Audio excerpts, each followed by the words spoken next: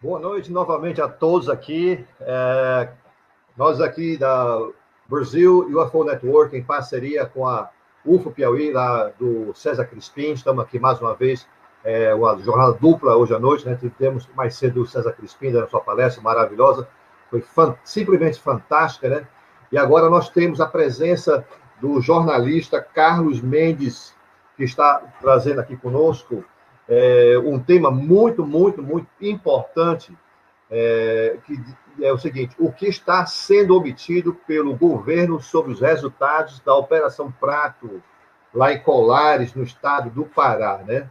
Então, logo em breve estaremos aqui com o Carlos Mendes, mas antes eu quero falar um pouco sobre a trajetória do Carlos Mendes, o que ele tem feito nos últimos anos, né? Carlos Mendes, ele é jornalista, profissional há quase 50 anos. Começou a assistir uma coluna de jornal de Belém no final da década de 60, escrevendo críticas literárias e cinematográficas. Atuou como repórter policial e político, cobrindo as atividades de órgãos públicos, poderes judiciários e legislativos. Além do Executivo Estadual e Federal, nos jornais O Liberal, O Estado de São Paulo e Diário do Pará. Especializou-se em jornalismo investigativo, levando e denunciando questões que envolvem o crime organizado, conflitos fundiários, corrupção em órgãos públicos, crimes ambientais, trabalho escravo, biopirataria e invasão de áreas indígenas para exploração de madeira e mineral. Além disso, ele é escritor, e já já vocês vão ficar sabendo qual foi o livro que o Carlos Mendes escreveu recentemente, né? Uma obra fantástica sobre a Operação Prato.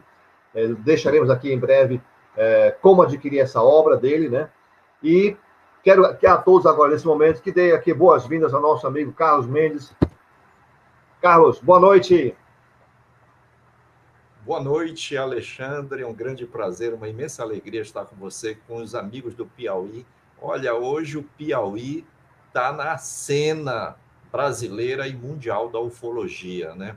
Os piauienses, com a sua inteligência, com a sua sagacidade, eles estão realmente no lugar de destaque na abordagem dessas questões. Eu conheço o Piauí tem cenários maravilhosos, sítios arqueológicos com grandes segredos de povos que por aqui passaram bem antes da chegada do homem dito civilizado. Então é uma Muito bem. imensa alegria estar com vocês. Então, eu gostaria que agora você começasse a falar sobre o que o governo está omitindo sobre a Operação Prato. Carlos, agora só com você. Olha, Alexandre, meus amigos, meus queridos, vocês que estão me assistindo, é importante a gente dizer algumas coisas, né? No jornalismo investigativo, o trabalho fundamental é o trabalho de pesquisa de campo, de você chegar munido das suas dúvidas, do seu ceticismo, porque o jornalismo na investigação nada mais é do que você entrar de peito aberto com o ceticismo, buscando o esclarecimento dos fatos, e depois que os fatos estão aclareados, você os repassa para a opinião pública na forma de texto, produzindo reportagem, produzindo artigos, comentários, enfim, aquilo que é exigido na mídia. Na época eu sou ainda da mídia impressa, mas eu me adequei, me adaptei. Pensei que jamais ia conseguir fazer isso, porque era da antiga máquina de escrever, do som nas redações, das teclas, os dedos batendo nas teclas e aquele som maravilhoso no ambiente da redação.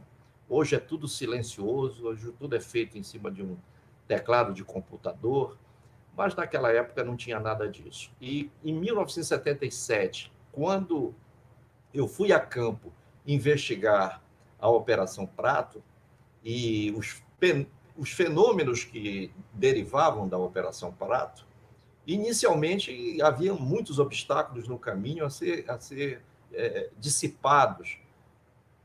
E não foi fácil reunir um conjunto imenso de informações. Eu cheguei 4 meses antes dos militares da aeronáutica e do Exército, porque quando eu falo Exército, o Serviço Nacional de Informações também participou da investigação da Operação Prato. Isso está documentado. E eu, 4 meses antes, por volta do final de maio de 1977, é bom a gente saber sempre que as aparições localizadas mais na região do Pará, já que o fenômeno começou no interior do Maranhão, próximo mais à fronteira com o Pará, e depois migrou para o Pará,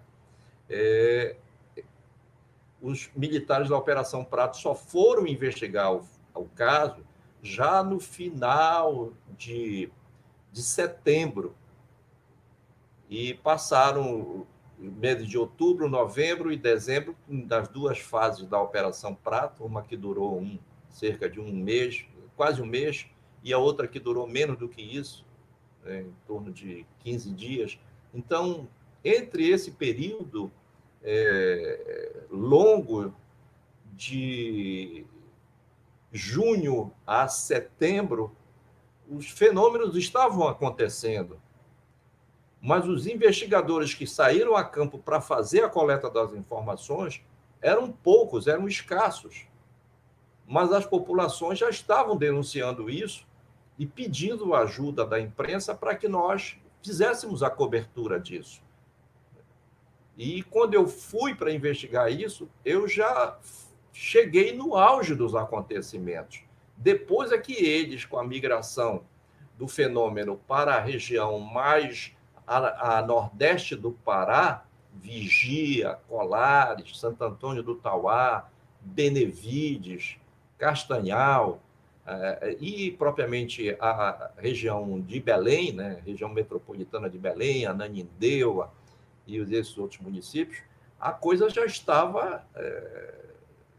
as denúncias já eram enormes de ataques de luzes, de pessoas desmaiadas nas suas residências, apresentando marcas estranhas às mulheres nos seios, no pescoço, os homens também nos braços, nas pernas, no pescoço também, como foi o caso do Newton, né, do tenente, que foi atingido, foi um dos casos mais emblemáticos, ele está vivo, mas quando foram feitas essas observações e a coleta dessas informações, que eu produzi o livro Luzes do Medo, mais tarde eu vou falar um pouco sobre ele, eu vou ter que vender esse peixe, ficaram muitas informações que depois, na coleta daquilo que foi divulgado, graças a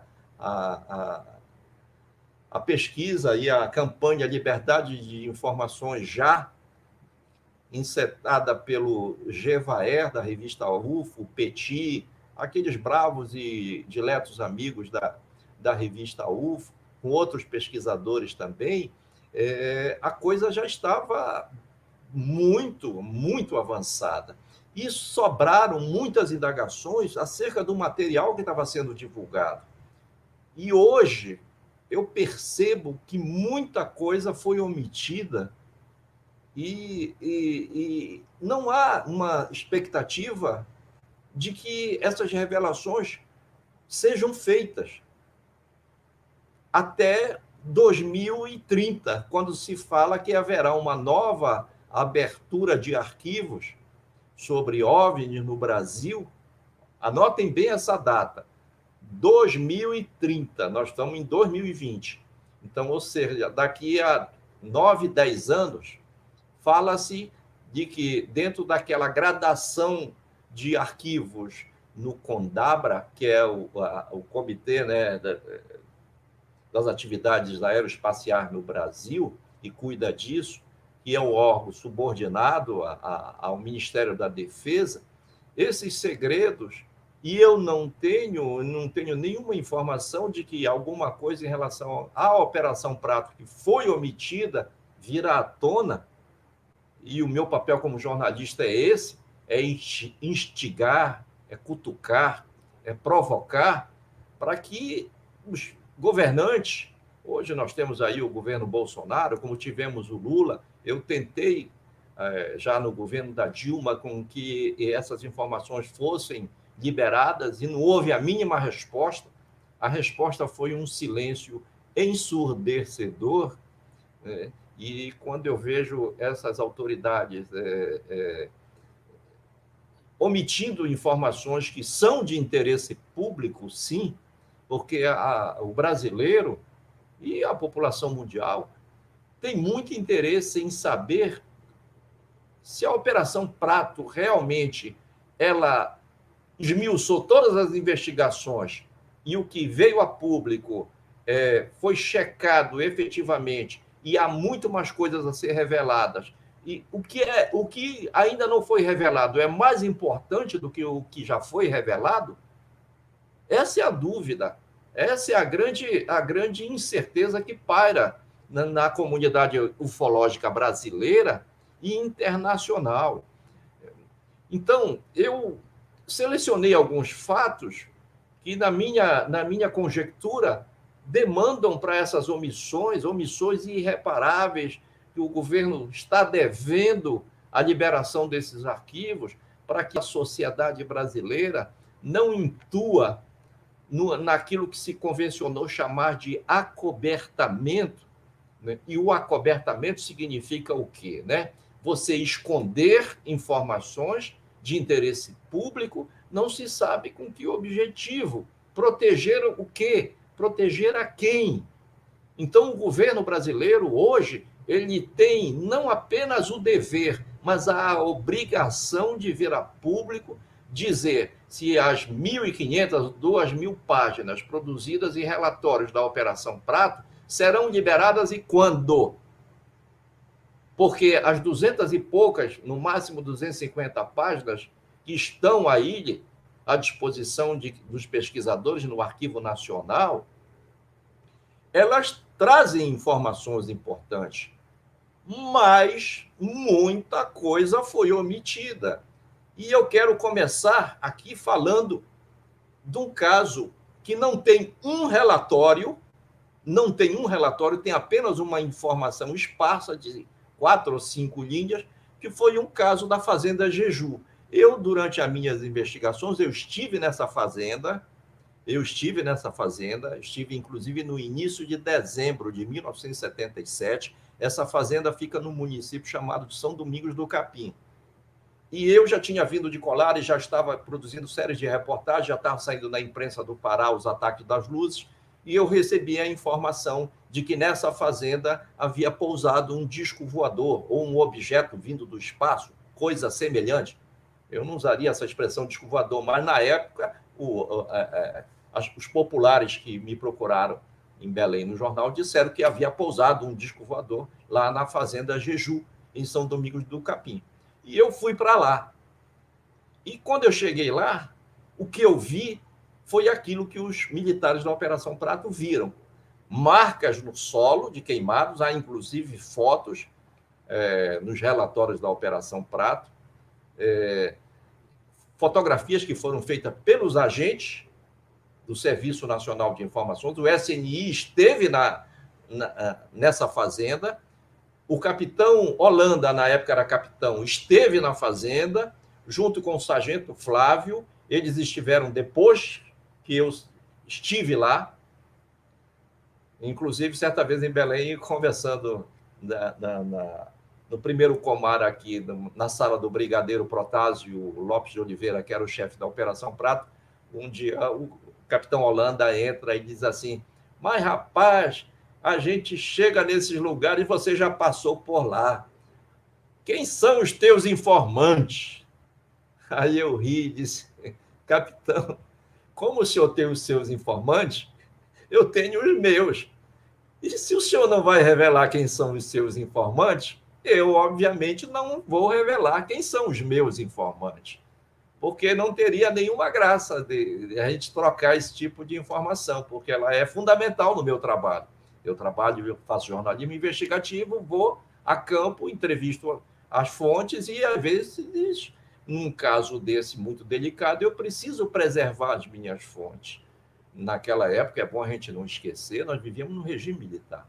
Então, Esse caso da Fazenda Jeju é um caso emblemático, porque foram tiradas e elaboradas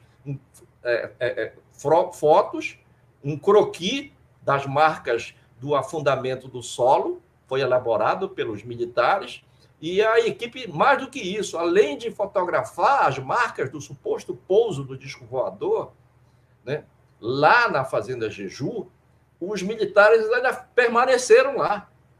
Permaneceram. Eu depois, falando com o seu Expedito, o dono da fazenda, eu não sei se esse senhor ainda é vivo, ele me disse, eles ficaram aqui, tomaram café, ficaram a noite toda, botaram equipamentos para filmar as luzes, e apareceram muitas luzes.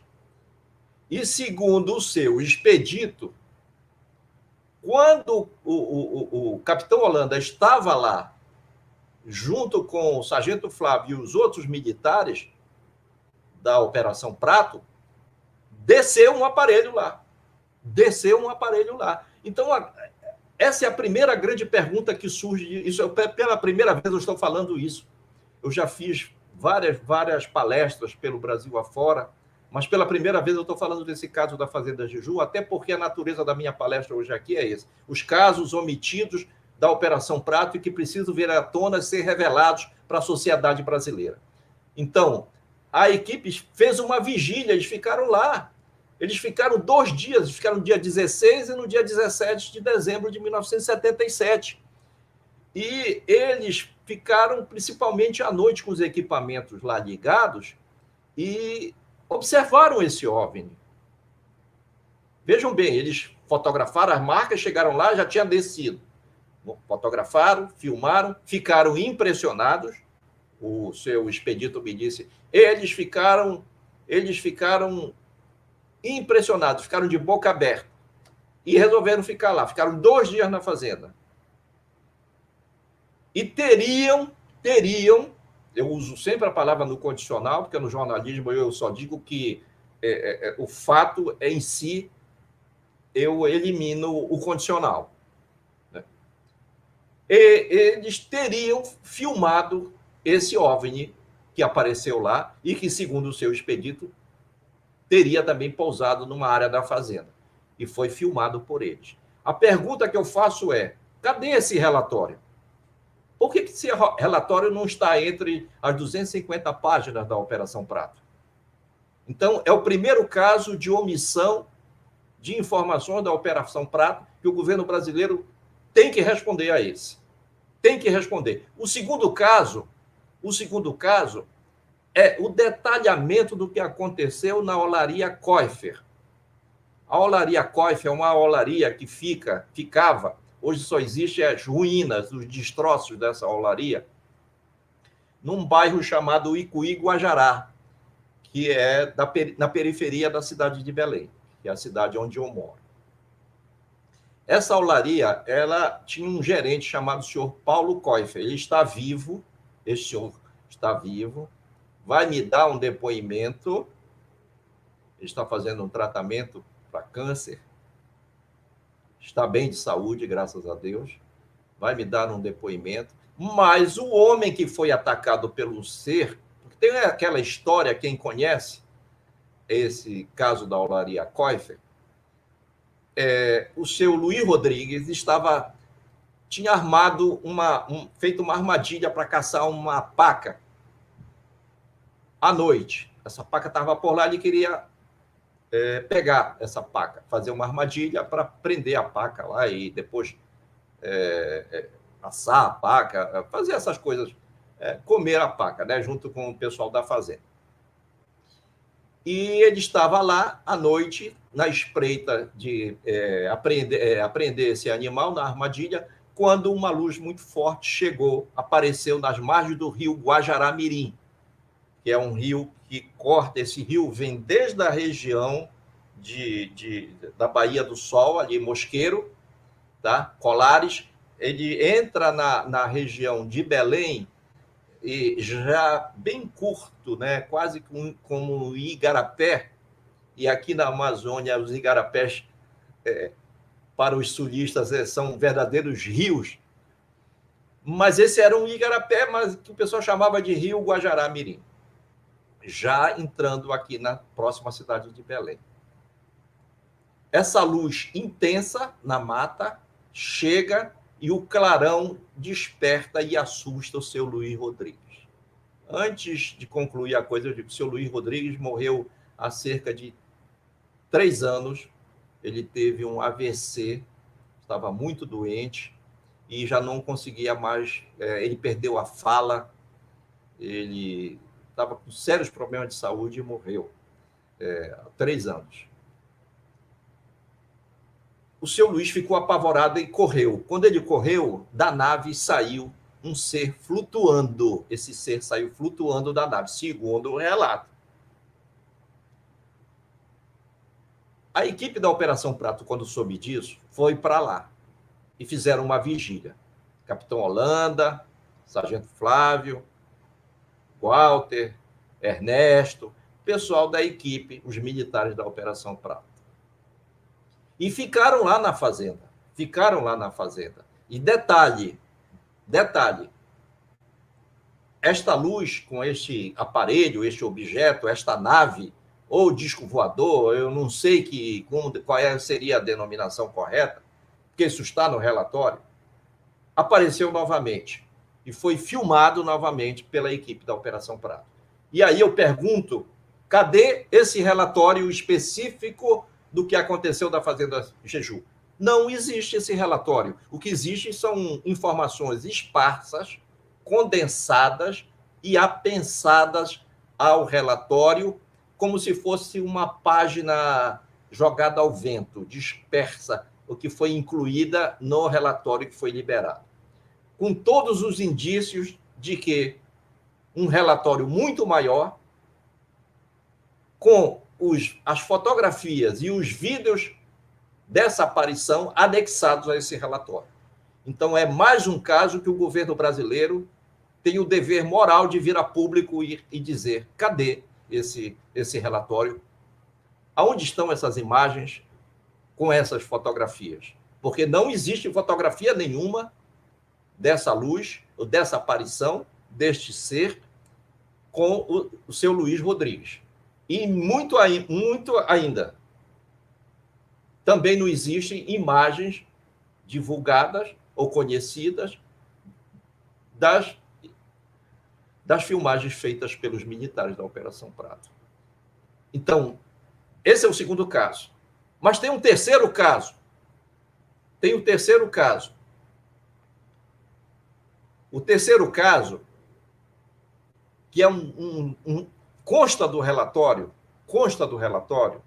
que a senhora Claudomira Paixão, que morava na cidade de Colares, a senhora Claudomira, apareceram para você ver como são as manipulações, e eu, como jornalista, eu sei que a manipulação da informação, quando a mídia canalha quer manipular a informação para enganar o povo, ela faz isso com muita propriedade, porque tem jornalista que sabe escrever e sabe manipular e sabe mentir.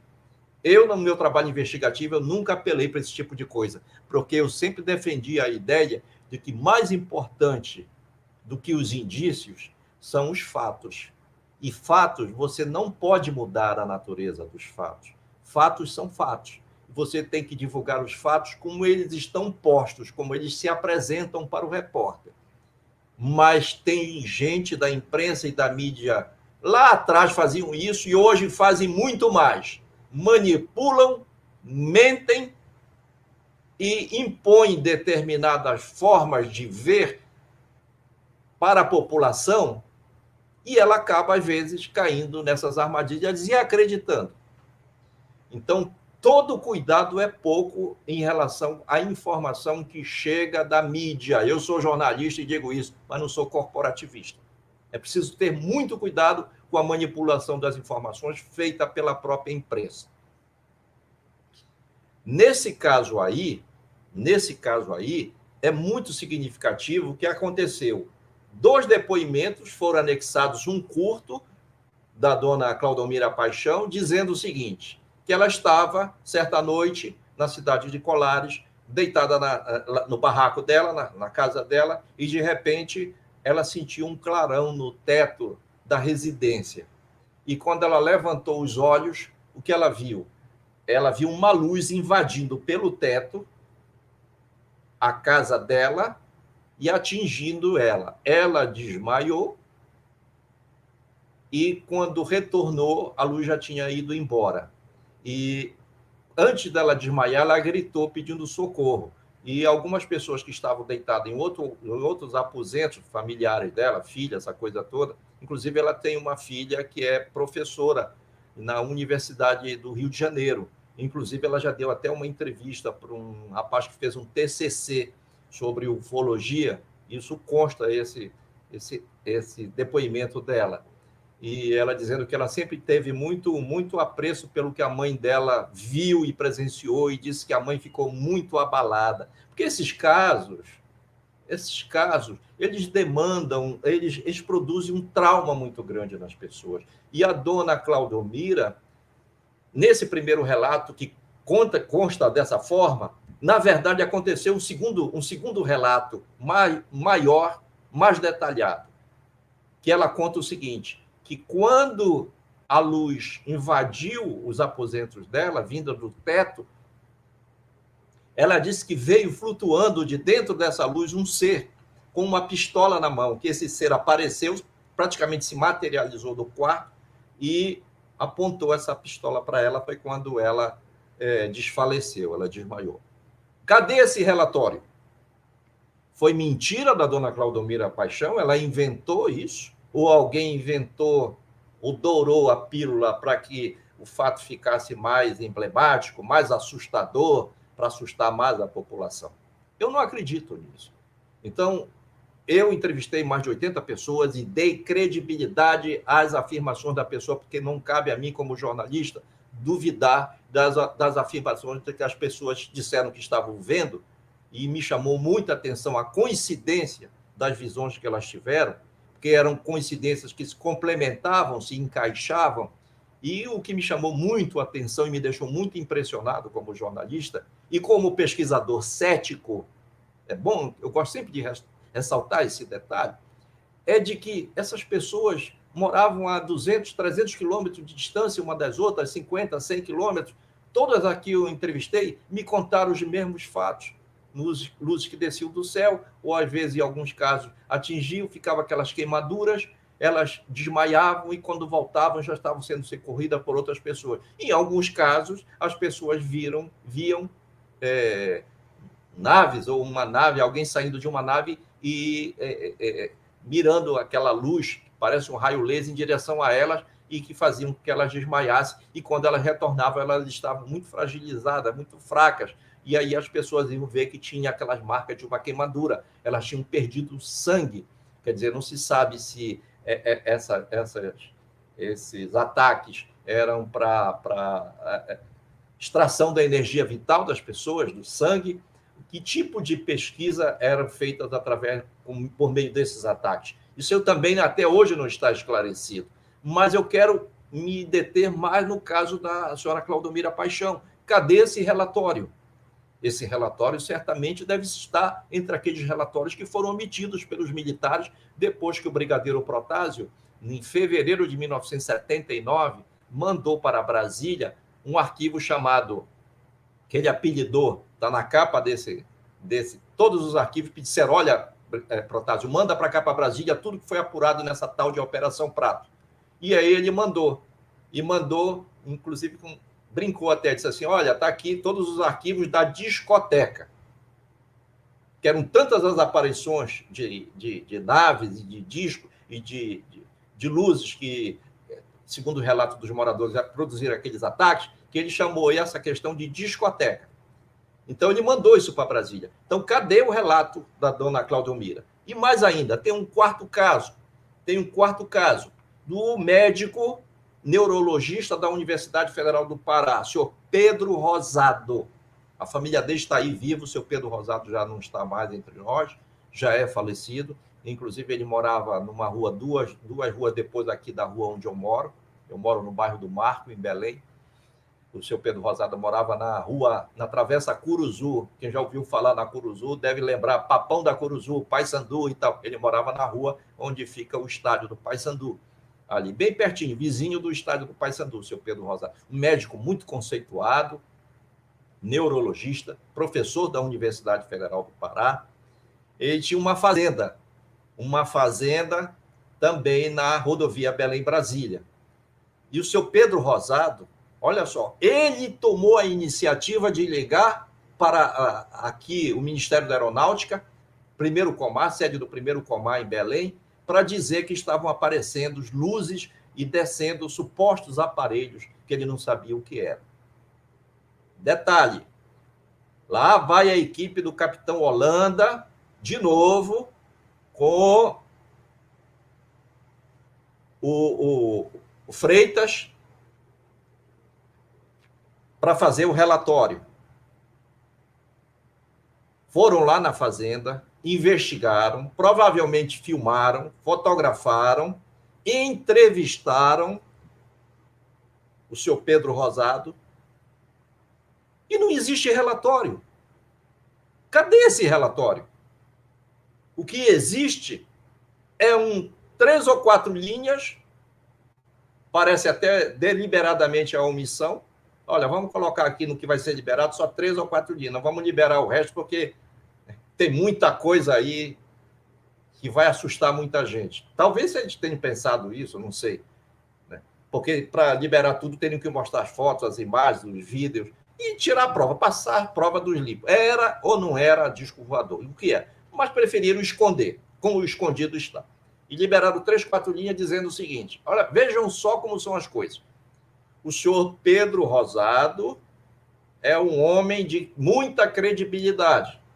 E o que ele falou, o depoimento dele, tem que ser levado em conta. Olha o que eles escreveram, os militares da Operação Prato. O que o senhor Pedro Rosado escreveu, disse para nós, e nós escrevemos no relatório, tem que ser levado em conta, porque trata-se de uma pessoa de um notório saber intelectual.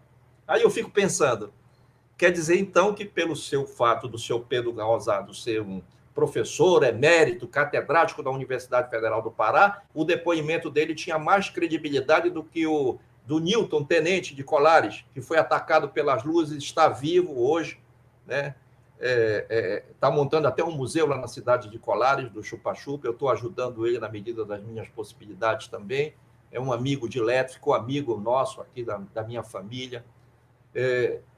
E de outras dezenas e dezenas de moradores de Vigia, de Colares, de Capanema, de Curuçá, de Marapanim, de Abaetetuba, de Benevides, de Augusto Correia, de Viseu, de Bragança, de Tracuateua, de São João da Ponta, de Salinópolis, quem mais? De Igarapé-Miri, de Abaetetuba, de Barcarena, apareceram muitos casos em Barcarena, de Benevides,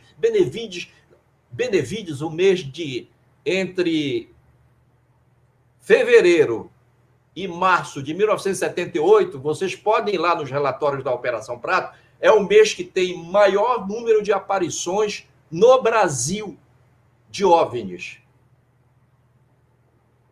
E há relatos, inclusive eu entrevistei um policial militar que foi atacado por uma luz e que ele disse que ele tem certeza que ele foi arrastado por uma luz. Arrastado. Ele estava numa bicicleta, ele foi atacado pela luz, ele caiu naquele mesmo local onde ele desmaiou, a luz desceu rapidamente, atingiu ele. Ele disse que quando acordou, ele estava em outro local distante, ainda na cidade de Benevides, mas não era mais aquele local. E a bicicleta dele depois foi encontrada distante, cerca de 2 ou 3 quilômetros do local onde ele estava. Policiais militares encontraram a bicicleta dele no local. Então, a bicicleta com ele caiu no local, mas ele foi como se tivesse sido abduzido e despejado em outro local. Cadê esse relatório? É mais uma omissão que nós temos em relação a tudo isso. E pela primeira vez, neste debate, aqui em deferência aos amigos do Piauí, eu estou contando esses casos aqui e fazendo essas provocações. E isso está sendo gravado. Se alguém do Ministério da Defesa estiver assistindo esse programa, eu estou fazendo esse repto aqui.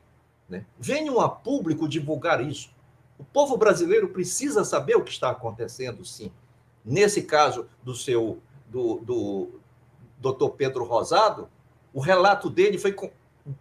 Está lá, o relato dele impressionou a equipe dos militares.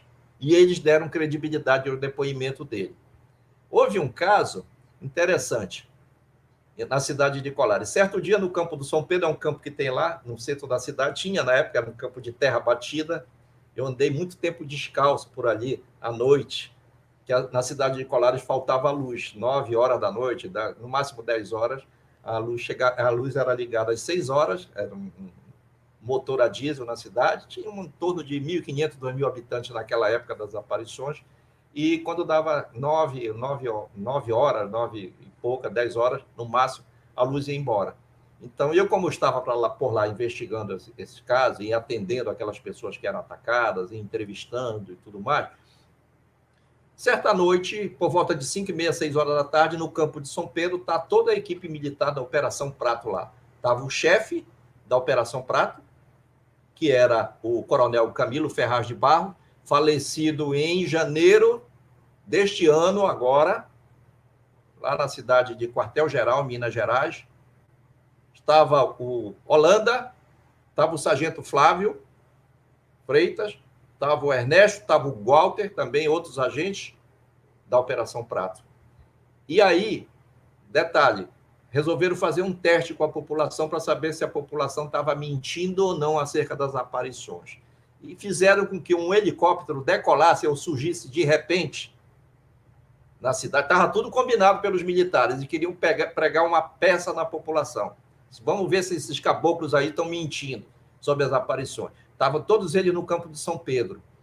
E aí, chegou um senhor da hora, que o helicóptero estava rolando, eles todos olhando para o helicóptero, perguntando, o helicóptero vinha de longe até se mostrar bem mais perto. Então, de longe, você tem impressão, na escuridão, à noite já, que é uma luz chegando, que vem se aproximando. Detalhe, naquele exato momento em que o helicóptero chegou diante da equipe, e que tinha várias pessoas, tinha uma média de 40, 50 pessoas estavam lá olhando para o céu, um senhor que estava do lado do coronel Camilo, que era o chefe da Operação Prato, vira-se para ele, para o capitão Holanda, e diz assim, olha ali, vocês estão vendo aquilo ali? Aí eles disseram, cadê? Não estou vendo nada. Era uma luz que estava seguindo o helicóptero. E aí, o helicóptero deixou de ser o centro da atração de todos e passou a ser aquela luz que estava seguindo. Então, a equipe todinha viu aquilo. O chefe da operação viu aquilo. Isso é citado no relatório. Essa aí eu não vou cobrar. Não vou dizer, cadê o relatório? Está lá, esse fato é citado. Tá? Então, quer dizer, eles saíram impressionados porque as pessoas sabiam distinguir o que era uma luz de um avião, de um helicóptero, de um balão meteorológico, né? Não sei se saberiam diferenciar uma anomalia luminosa magnética de um fenômeno de uma luz passando em alta velocidade. Porque esses fenômenos também acontecem no mundo. Anomalias magnéticas produzidas, as nuvens produzem, inclusive o choque de nuvem produz até luzes multicoloridas à noite. São fenômenos que ocorrem no mundo, até hoje. E que, às vezes, podem ser confundidos com OVNIs. Mas, no caso das aparições da Operação Prato, como ficou comprovado, esses artefatos, essas naves, ou disco voador, coisa que deixam do outro mundo, eu não sei, eu sempre lanço essa dúvida, o meu livro todo é um livro cheio de dúvidas, mas eu conto todos os relatos, sem duvidar de ninguém, sem desqualificar ninguém, que eu acho que o importante é a gente respeitar todo mundo. Eu respeito desde o religioso, e há na Operação Prato o relato do padre de Colares, que disse que viu 2 vezes a nave. O padre de Bragança me deu um depoimento dizendo que, mesmo que ele visse, ele não acreditaria, porque aquilo, para ele, era uma coisa do diabo, e ele incutiu isso na cabeça da população de Bragança e de Viseu, de que aquilo era tudo coisa do diabo. Eu conto isso no livro, e que bastava rezar. Ele passou umas penitências lá terríveis, né? A senhora foi se confessar que tinha sido atingida pela luz. Eu, inclusive, sugeri que a senhora vá lá com o padre para saber o que é que ele diz para a senhora. Aí chegou lá, o padre mandou, trancou a igreja, pegou a mulher lá e disse para ela, olha, isso não tem nada a ver com disco voador, não tem nada a ver com ET, com coisa nenhuma. A senhora vai sentar aqui agora, vai se ajoelhar e vai rezar 200 Ave Maria e 200 Pai Nosso, para afastar o Satanás. Feito isso, a senhora está curada. Aí a mulher disse assim para ele, olha, como é a sabedoria popular, né? Disse, padre, eu não vou fazer isso. Porque eu vi. Ninguém vai tirar da minha cabeça aquilo que eu vi. Disse, não, a senhora não viu, não. Minha senhora, a senhora não viu, não. A senhora vai rezar porque o diabo está dentro da senhora e é só assim que ele vai embora.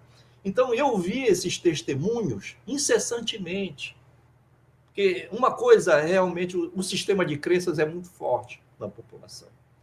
O sistema de crenças é muito forte. Ele pode induzir as pessoas, né, a até confrontar-se com a realidade.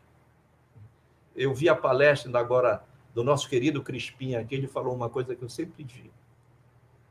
Cuidado com as coisas que você vê, porque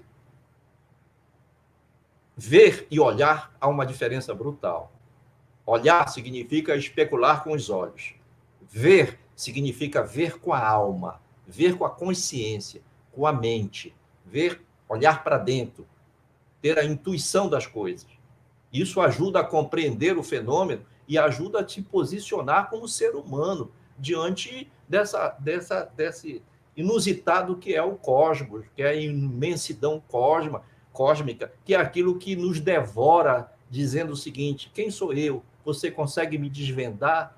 Eu sei quem é você. Você é um ser minúsculo. Você é menos do que uma ameba. Você é um ser humano. Mas eu sou o cosmos. Eu sou o infinito. Eu sou as 2 trilhões de galáxias que vocês não conseguem alcançar. Então, muito cuidado com aquilo que a gente vê. Mas eu acredito muito nessa visão da mente, na visão da consciência, que é a visão do espírito, não? Ou da alma. A visão do olhar, o olhar por olhar, é sujeito a uma série de coisas. Defração da luz, as armadilhas que a luz nos impõe, a forma de ver as coisas, o ângulo de ver as coisas, eles nos levam à ilusão. Isso aí eu não tenho dúvida nenhuma. Agora, o olhar para dentro, o olhar com os olhos, o olhar para o espaço, o olhar da consciência, esse é insubstituível. Esse te dá mais a certeza da realidade, e aí eu volto a essa questão, né? A realidade e a ilusão, eles se completam. O real e o real, eles existem na forma de uma continuidade, eles não são separados. Ah, isso aqui é real. Não, isso aqui é irreal. Isso não existe. Existe uma completude entre o real e o irreal.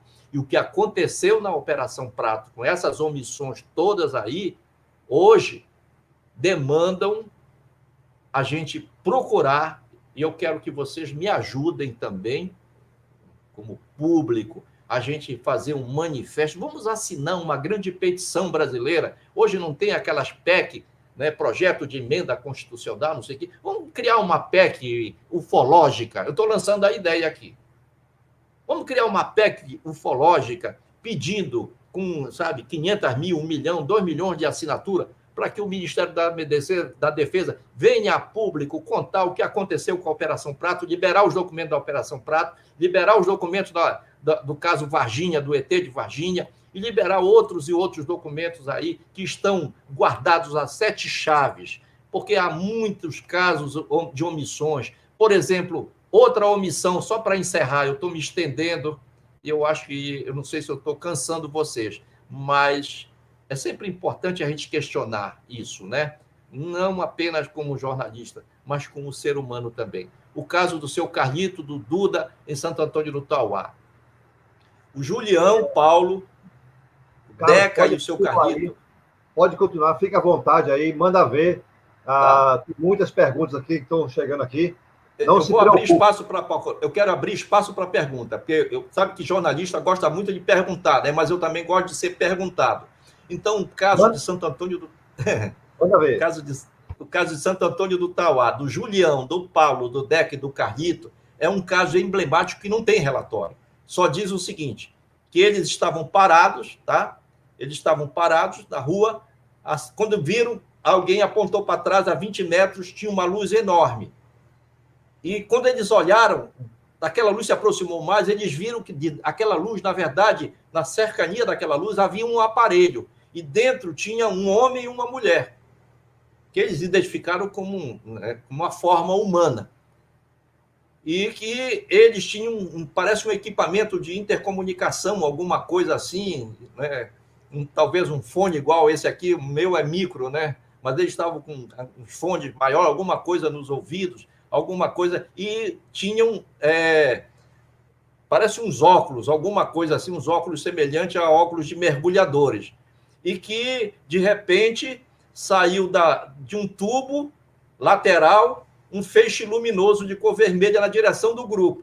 E eles foram atingidos diretamente, sentiram um forte abalo, um choque elétrico, iniciando pelos pés até a cabeça, então sobreveio uma paralisação, que foi a imobilidade dos membros inferiores e superiores, e a semi-inconsciência, ou seja, eles quase desmaiaram.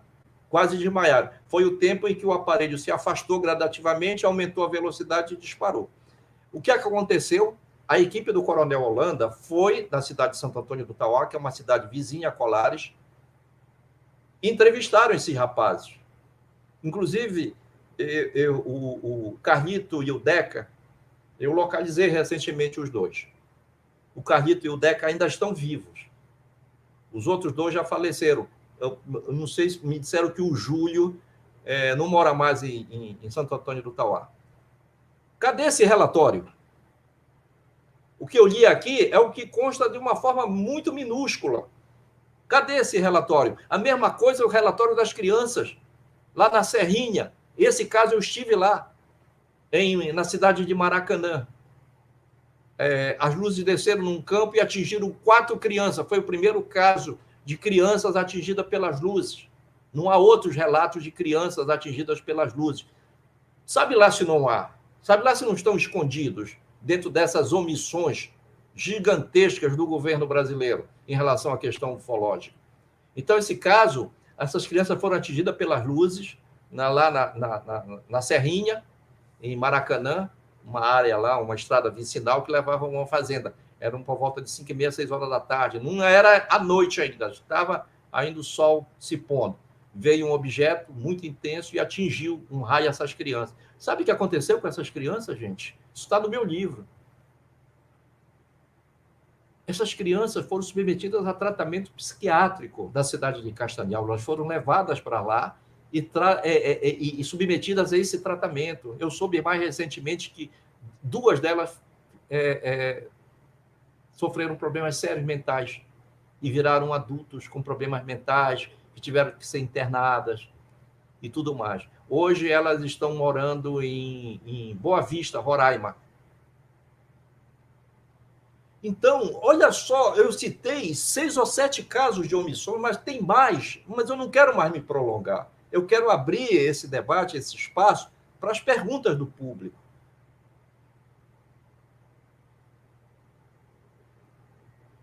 É possível a gente relatar uma dessas perguntas, escolher, meu querido Alexandre? Carlos, tem várias perguntas aqui para você, inúmeras. E nós vamos colocar agora o Vanderlei, que é o nosso mediador, para fazer as perguntas. Ótimo.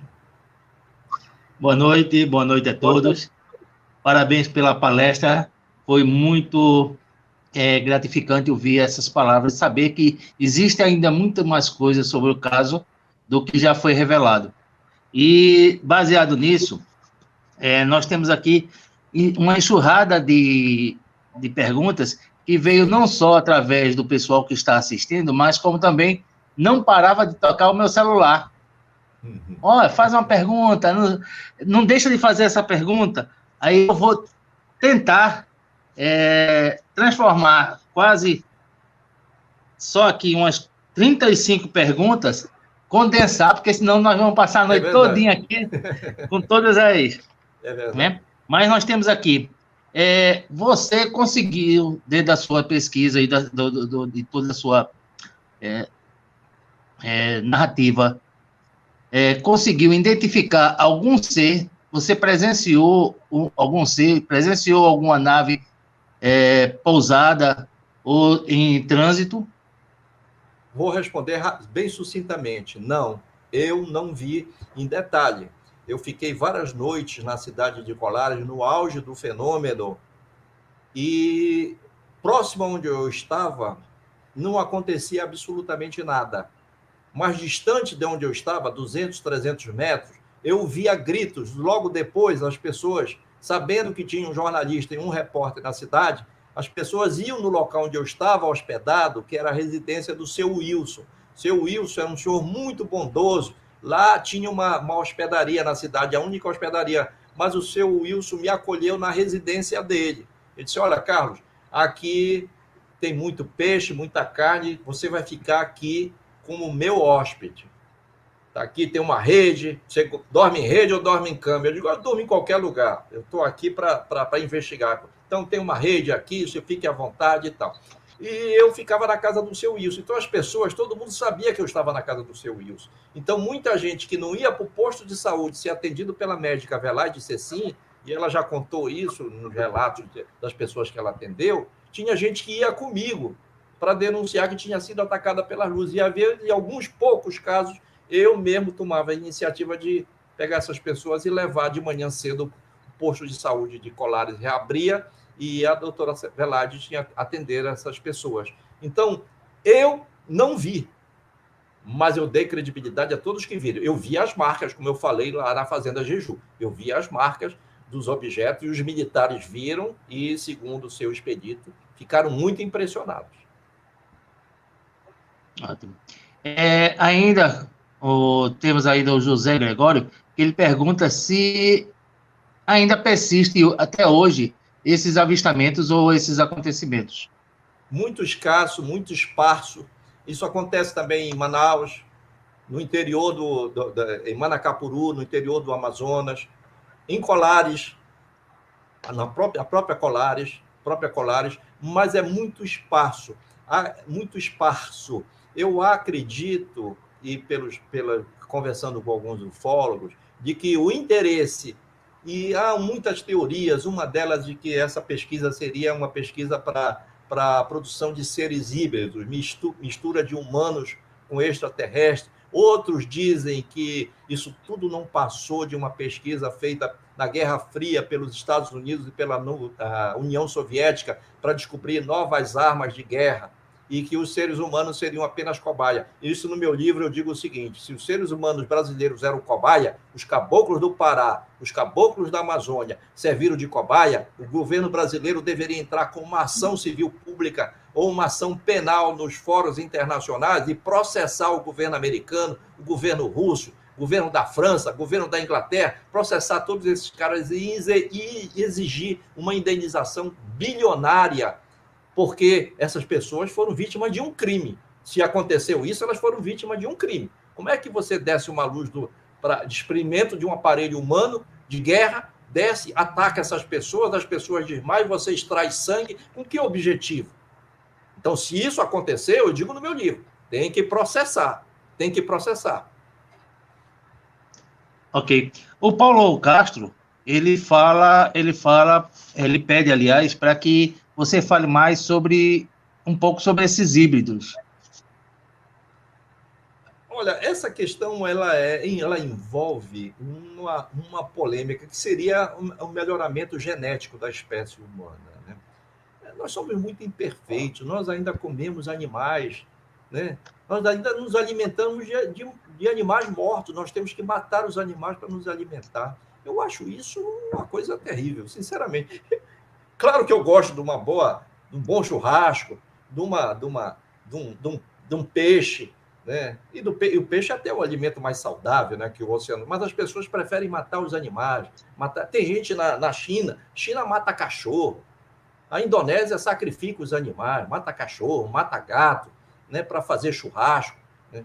E não é à toa, lá literalmente é churrasquinho de gato. Então, quer dizer, qual é o objetivo dessas experiências aqui feitas com humanos? O melhoramento da raça humana?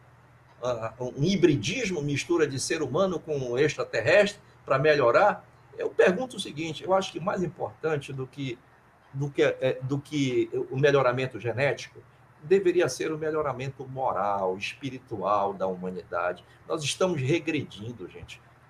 Vocês viram agora na pandemia, eu conversando aqui em casa, eu na quarentena, ainda estou na quarentena, 5 meses, tomando todas as precauções, gente que vem me visitar aqui, ainda há pouco vieram 2 pessoas antes da palestra, de vez em quando aparecem aqui, Carlos, o correio está em greve, eu quero comprar o teu livro, moro em Belém, posso ir aí? Aí eu venho, aí álcool gel, passa no pé, passa na mão, eu recebo as pessoas de máscara.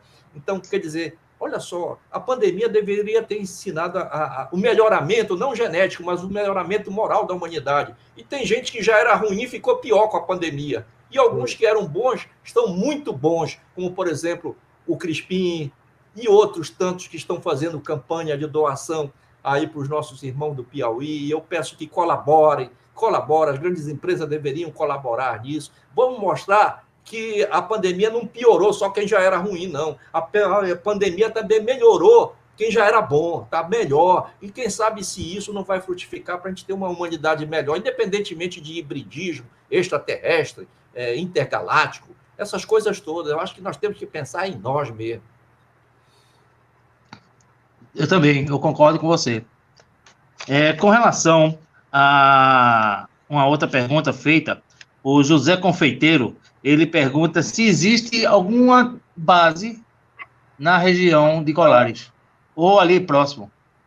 Não, essa pergunta foi feita, surgiu a ideia de que haveriam bases alienígenas, subaquáticas, ou seja, debaixo do rio, do mar. Ali, naquela frente, fica a Baía do Marajó, né?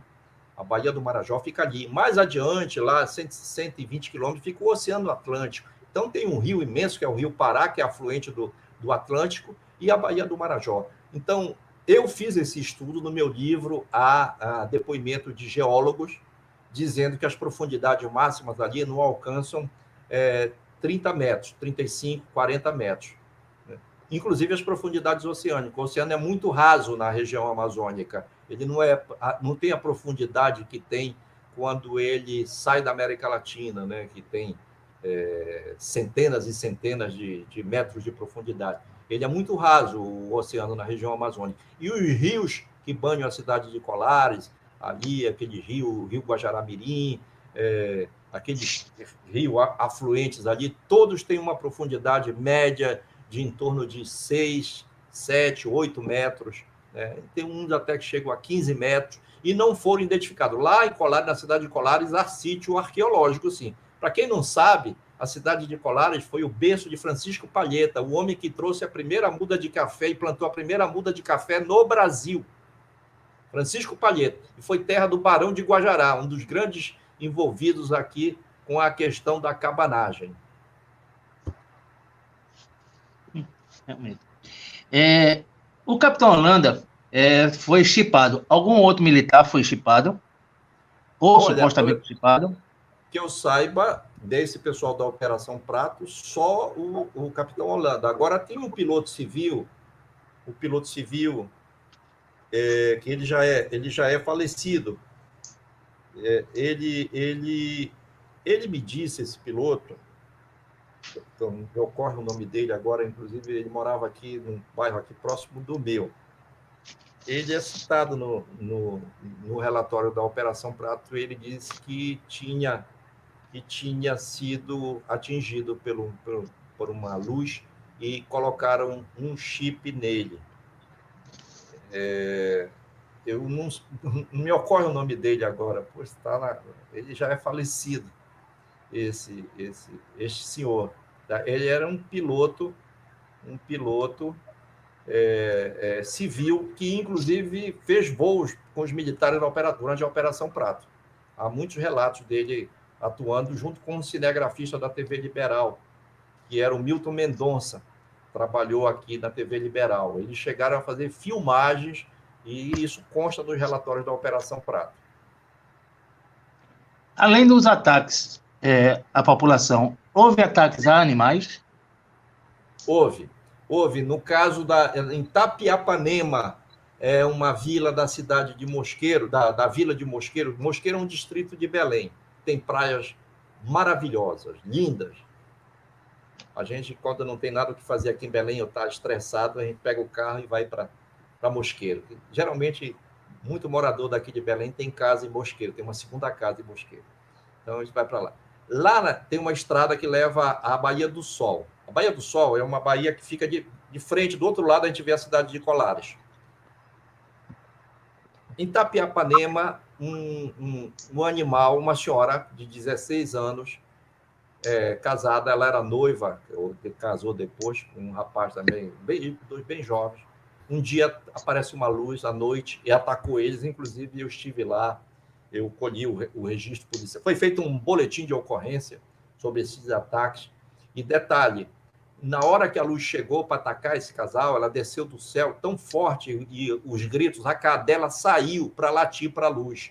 E aí veio um feixe pequeno, de dentro da luz maior saiu um feixe, que era assim que eram relatos dos ataques em Colares, em várias regiões. De dentro da luz maior saía um filete de luz menor, como se fosse um raio laser pequeno, que atingia e extraía supostamente o sangue das pessoas. Mas tudo deixava uma queimadura, deixava uma marca. E ficou comprovado que as pessoas perdiam sangue, sim, porque houve o teste das hemácias nas pessoas. E a cachorra saiu latindo para esse objeto. E aí veio o raio e atingiu a cachorra. Detalhe, a cachorra parou de latir, até morrer. Nunca mais ela latiu. Isso prova o trauma que o animal sofreu, né? É verdade.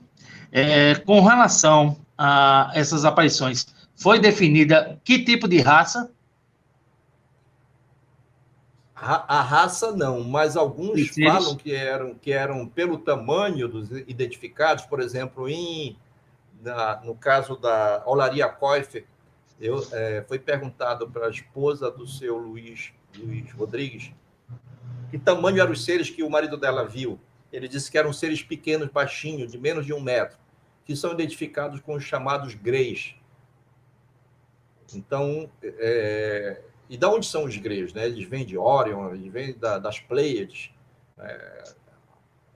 Isso não ainda a ciência dita oficial ainda não admite, né, esse tipo de incursão ou de especulação sobre quem seriam esses seres, assim como também sequer admite a possibilidade dos insetoides, que seriam seres maléficos, maiores, né, e outras raças alienígenas. O nosso querido amigo Tiago Tiquete, da revista UFO, consultor, ele tem um livro maravilhoso sobre a tipologia extraterrestre, que fala em 50 e poucas raças, né, alienígenas.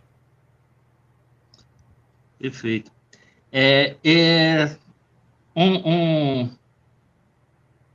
Uma pessoa pede para que você fale sobre a intervenção americana neste caso. Isso aí é a minha grande fustigação em cima dos militares brasileiros. Eu não admito que o Brasil continue a ser um quintal dos Estados Unidos. E nós sempre fomos um quintal americano. E esse negócio de cooperação militar, eu acho importante, sim, você aprender com quem sabe mais. Mas aí você manter uma subordinação, né, você comprometer até a segurança com essa subordinação é outra coisa. Por exemplo, as informações que se tem é de que esses documentos que eu estou tentando e que a sociedade, os ufólogos brasileiros têm tentado fazer com que sejam liberados, todos estariam hoje nos Estados Unidos. A CIA levou parte deles e a NASA levou parte deles. Naquele livro, Fator Alienígena, o Perigo Alienígena no Brasil, do Bob Pratt.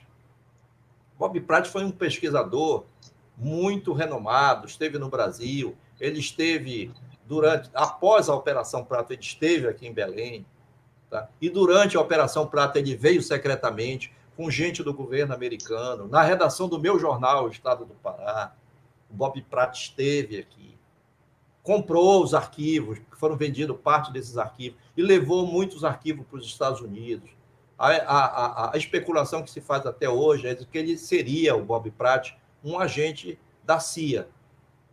e era muito ligado aos americanos. Então, a CIA editava uma revista, e até hoje essa revista ainda existe, que é a National Enquirer, é uma revista que fica na Flórida, e que era especializada na época em escândalos envolvendo celebridade, botava aqueles escândalos envolvendo Elvis Presley, Jimi Hendrix, Janis Joplin envolvido com drogas e não sei o quê, e de vez em quando eles faziam algumas incursões pelo mundo da ufologia. E quando ele veio para cá, ele veio comprar esses arquivos para levar para os Estados Unidos e publicar.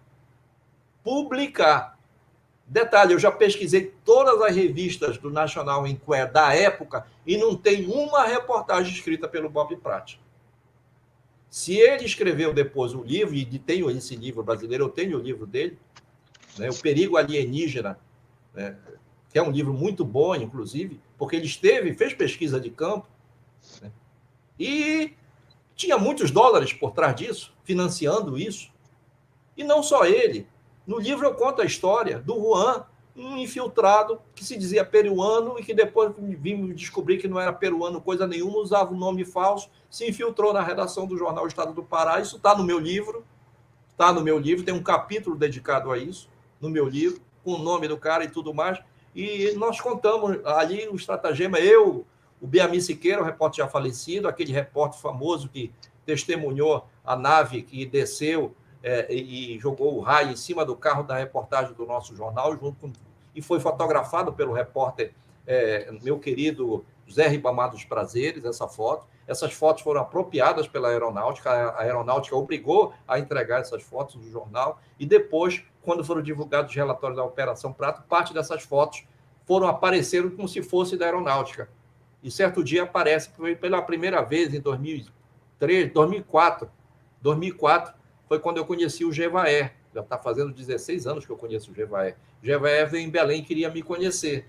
E ele trouxe várias fotos e fomos para um hotel. Ele disse, Carlos, essa foto aqui, de onde é? Eu reconheci as fotos.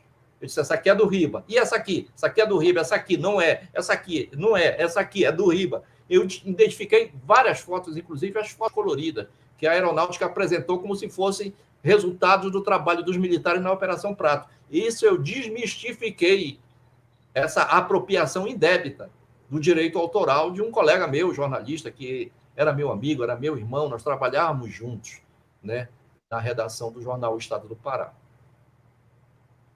Perfeito. Falando sobre o suicídio do capitão Holanda, você acha que ele realmente suicidou-se ou foi mais um caso de arquivo? Essa é uma pergunta que todo mundo faz, né? Junto com aquela pergunta se eu vi ou não vi alguma coisa. O capitão Holanda, ele ficou muito abalado com o fim abrupto da Operação Prato. Ele passou a beber muito. Quando, em 1979 e 1980, antes dele sair do Pará, ele foi embora daqui, eu acredito que em 81, ele me procurou 2 vezes, nas 2 vezes nós saímos. Eu vou contar isso num outro livro. Por hora eu não vou entrar em detalhes sobre a conversa que eu tive com ele. Mas eu senti ele muito abalado, ele me disse várias vezes, esse trecho eu coloquei no livro, ele disse, eu não vou sair dessa história como malandro, como bandido, como vilão.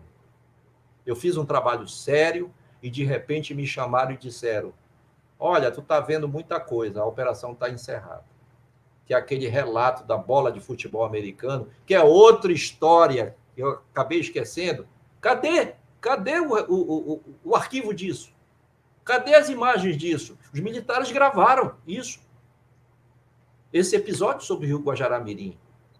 Deveria ter um relatório específico, até porque o testemunho foram dos próprios militares. Se o militar vai investigar um civil que vê e faz um relatório, por que o militar que viu não tem um relatório mostrando aquilo que o militar viu?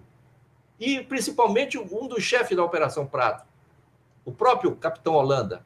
Cadê esse relatório? É mais uma omissão que consta disso aí. Então, vejam bem, eu não acredito que o Holanda fosse se suicidar assim, apesar da depressão. Realmente, o indicativo maior é de que ele tenha se suicidado. Ele tentou 2 vezes, ele falou na entrevista, uma ele se jogou do prédio lá de 4 ou 5 metros de altura e quebrou a perna, quebrou a bacia, alguma coisa assim, e tinha tentado já umas 2 vezes se suicidar. Mas as teorias conspiratórias falam de que alguns, sabendo que ele sofria de depressão, resolveram, digamos assim, fazer uma queima de arquivo, aproveitando a ideia de que, se ele fosse morto, alguém diria que ele havia se suicidado. E há várias formas de suicidar alguma pessoa. Os agentes russos e o Putin, anos atrás, envenenou um sujeito lá que era espião da União Soviética, que estava vendendo informações, sem dar um tiro.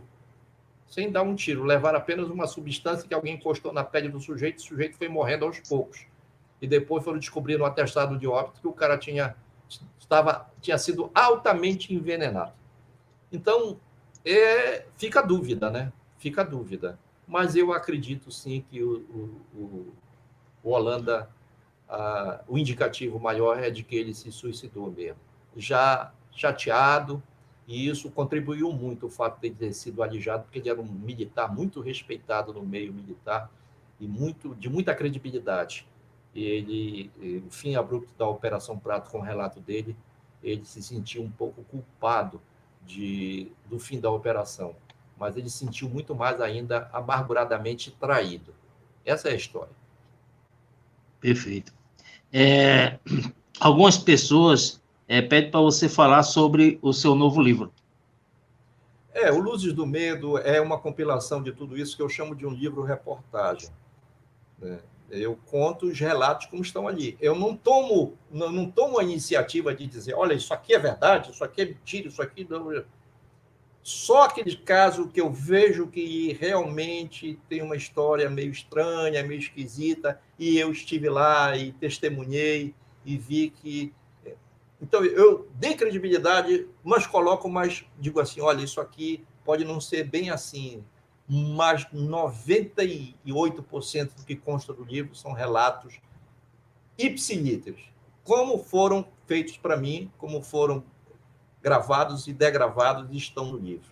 E, inclusive, eu fiz a pesquisa também, não apenas do meu trabalho, dos trabalhos dos outros colegas. Então, é um livro-reportagem sobre tudo o que aconteceu também do ponto de vista da imprensa do Pará, e eu cito relatos de colegas, de jornais, e fiz essas compilações todas, mas a base principal é que tem entrevistas inéditas, entrevistas exclusivas. Eu entrevistei o médico da Operação Prato, o psiquiatra da Operação Prato, entrevistei o próprio Coronel Camilo antes dele, 2 anos antes dele falecer, entrevistei o Coronel Camilo. Foi até uma engraçada essa entrevista, porque quando eu passei 4 meses para descobrir o telefone dele, e não sabia em que lugar do Brasil ele estava. O jornalismo investigativo é isso, você vai para a internet, né, e começa a investigar, começa a digitar um monte de coisa, e nada aparecia. Quando foi um dia, eu cansado, de madrugada, né, é bom digitar e procurar pessoas, gente que conhecia ele. Eu não sei, ele está escondido, ele não quer falar, e não sei o quê. Até que do nada que eu digo, nada acontece por acaso. Surge um telefone lá. Está aqui esse telefone aí, eu digo, vou fazer o teste. No dia seguinte, ligo, atende a esposa do brigadeiro. Ele foi para a reserva como tenente brigadeiro, ele era coronel.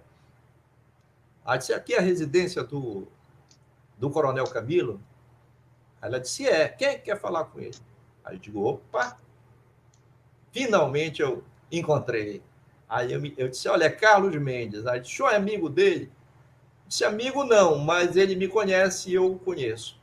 E foi assim, aí ele atendeu o telefone, me identifiquei, aí ele disse, eu não conheço você, não me lembro de você, não. Aí eu comecei a relembrar situações, aí, sim, o que é que você quer saber? Eu não vou falar nada.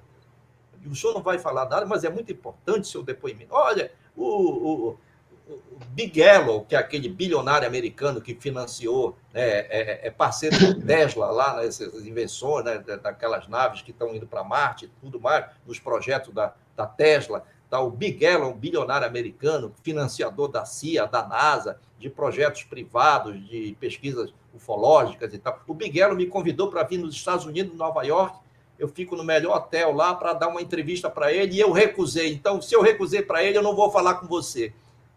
E nessa brincadeira de não vou falar, ele falou durante 35 minutos para mim, que eu chamo de a não reportagem, está lá no livro também. Então, o Linha de Tiro pode ser encontrado no meu site. Hoje eu estou já aposentado aqui em Belém, né? Tem gente que diz, quantos anos o Mendes tem e tal. Vou fazer 71 anos agora, no dia 19 de dezembro. 71 anos. Desde 71 anos, eu tenho mais de 50 anos do jornalismo, desde a crítica literária até a crítica cinematográfica. Eu estou em torno de 53 anos, porque com 16, 17 anos eu já estava dentro das redações de jornal, escrevendo.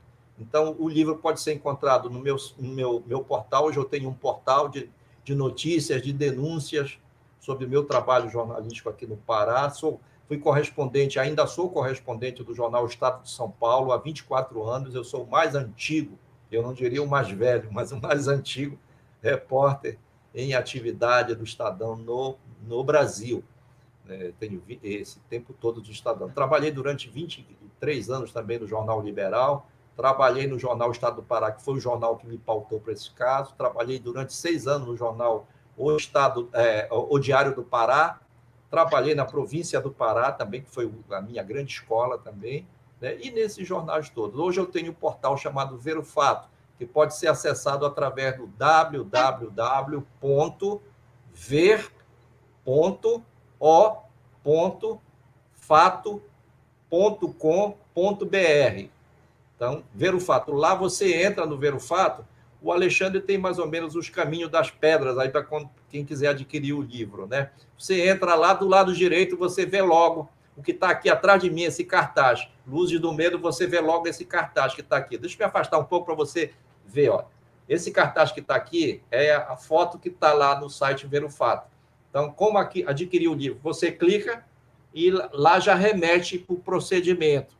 Quem é daqui de Belém, quem é da cidade de Belém, não paga a taxa, R$7, se não me engano, taxa do correio. Quem é de fora, o valor é R$50, mais a taxa de R$7. Mas também pode encontrar no arquivo da revista UFO, também a revista UFO, né? Foi o Jevaé foi quem prefaciou o livro, e eu me senti muito honrado pelo prefácio que ele postou lá no livro, né? Já que o Jevaé é uma pessoa, um dos entusiastas e um dos grandes nomes da ufologia brasileira e mundial. Então, também tem lá na Biblioteca UFO. Mas aqui a gente tem muitos livros, eu ainda tenho, já vendemos um bocado, mas ainda tenho em torno de uns 300 ou 400 livros aí. De vez em quando a minha mulher olha e diz, essas caixas aí vão ficar para a eternidade? Eu digo, não sei, vai depender do público. A Janaína, falando do seu livro, ela gostaria de adquirir, só que ela mora no exterior. Existe como fazer a remessa para lá? Existe, é só ela entrar no Ver o Fato, né? www.ver-o- não é hífen, é traço mesmo, fato.com.br. Lá tem todo o procedimento, inclusive para internacional. Parece que faz o pagamento através do Banco Inter. Quem cuida disso é o meu filho, ele que é o mestre, né, dessa arquitetura comercial. Perfeito. Alexandre, eu vou fazer uma última pergunta aqui, porque senão nós já estouramos o tempo, mas um determinado telespectador, né? Um amigo, ele pede para que você fale um pouco sobre o caso Varginha. Olha, o caso Varginha é um caso que divide, junto com a Operação Prato, uma das coisas mais inexplicáveis, né? Claro que para alguns ufólogos e alguns que estão convictos, né, da existência de seres extraterrenos e de inteligências superiores nos visitando aqui para fazer essa coisa de melhoramento da raça, hibridismo, essa coisa toda, e até para nos alertar para nós, olha, vai devagar, porque senão tu vai explodir o planeta e vai explodir o sistema solar e vai abalar a configuração, né, da galáxia, da nossa Via Láctea. Então, obviamente que é preciso a gente ter em mente que muita coisa ainda vai acontecer, né? Muita coisa ainda vai acontecer até a gente definir qual o caminho a seguir. Na própria ufologia, né? Hoje eu vejo essa junção que há da ufologia com a espiritualidade, eu acho isso positivo. Alguns criticam, não tem nada a ver ufologia com espiritualidade, mas é uma forma complementar, como eu digo sempre, o real e o irreal, eles não são separados. É assim como a ufologia e a espiritualidade, elas não estão separadas. Algumas formas de manifestação de espíritos obsessores, meu pai era espírita, né?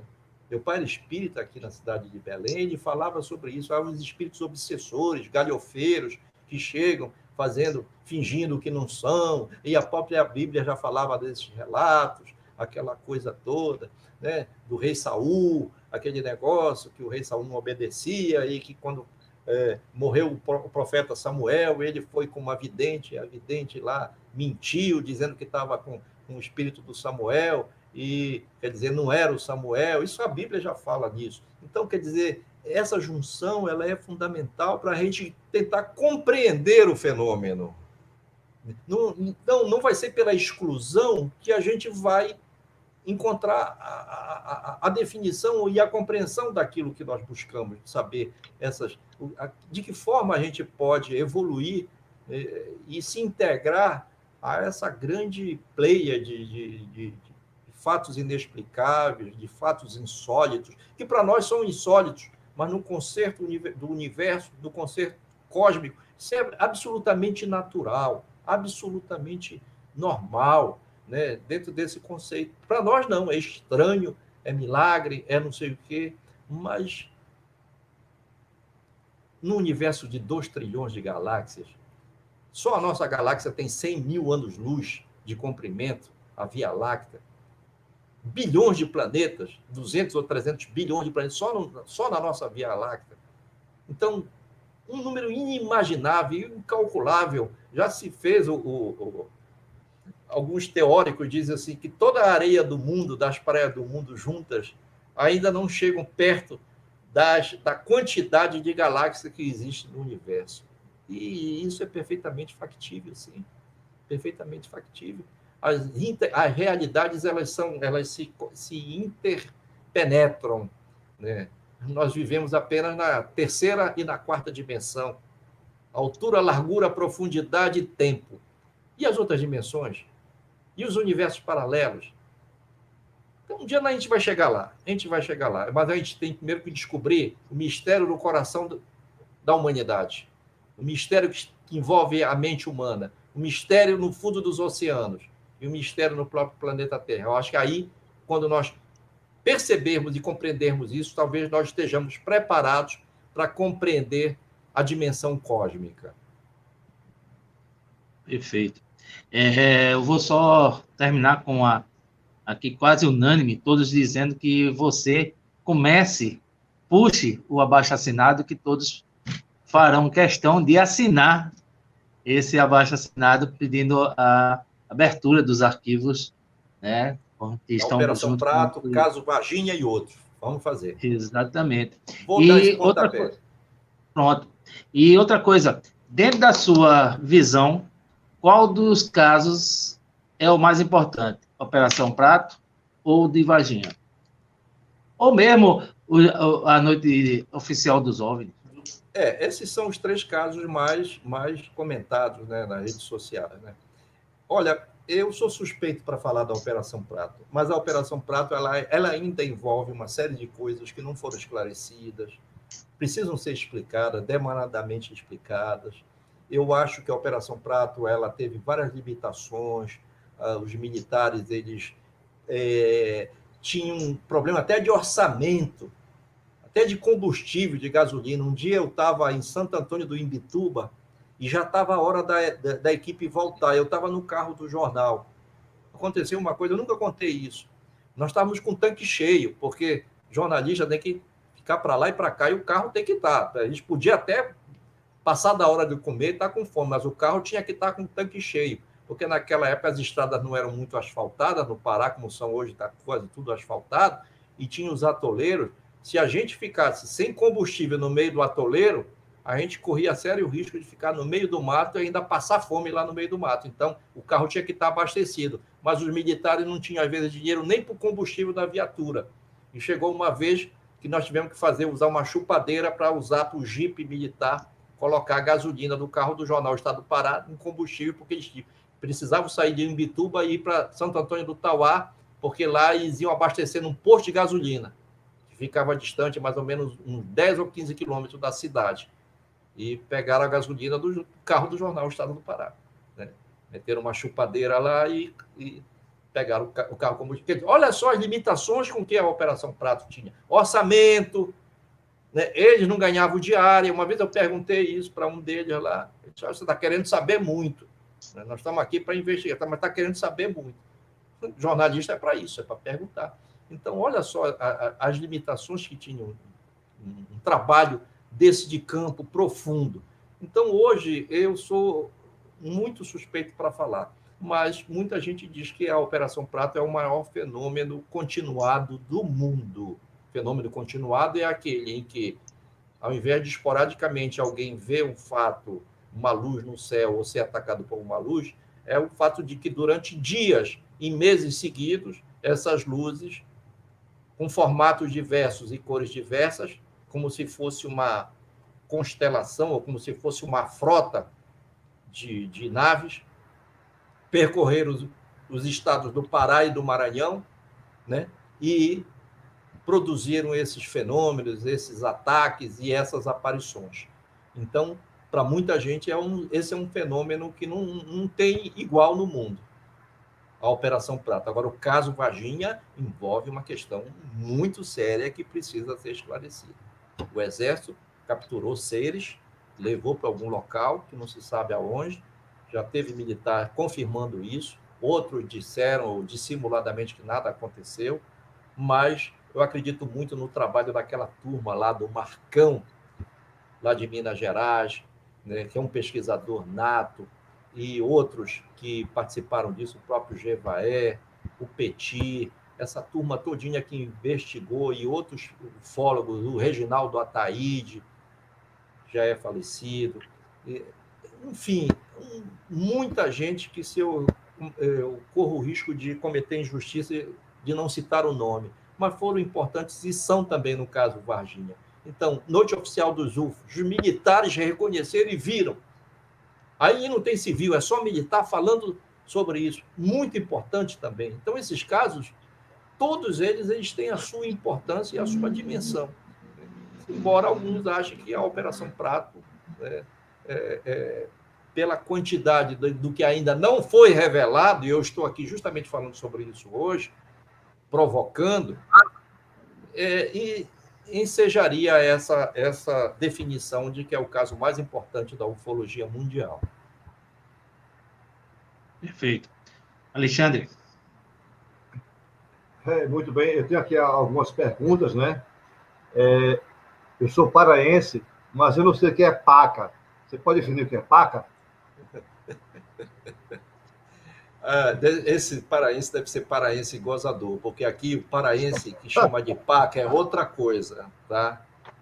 Outra coisa, e olha, hoje em dia existe o politicamente correto e tal, o cara quer chamar para o outro de paquinha e não sei o quê, o paraense é cheio dessas coisas, então eu não vou entrar nessa, mas a paca é um animal pequeno, tem a paca, né, que você caça a paca ou caça tatu, e são esses animais que tem aí na floresta, né? Então, a definição de paca, eu entendi a provocação que está por trás disso. Mas eu acho que está respondida a pergunta, esse paraense curioso.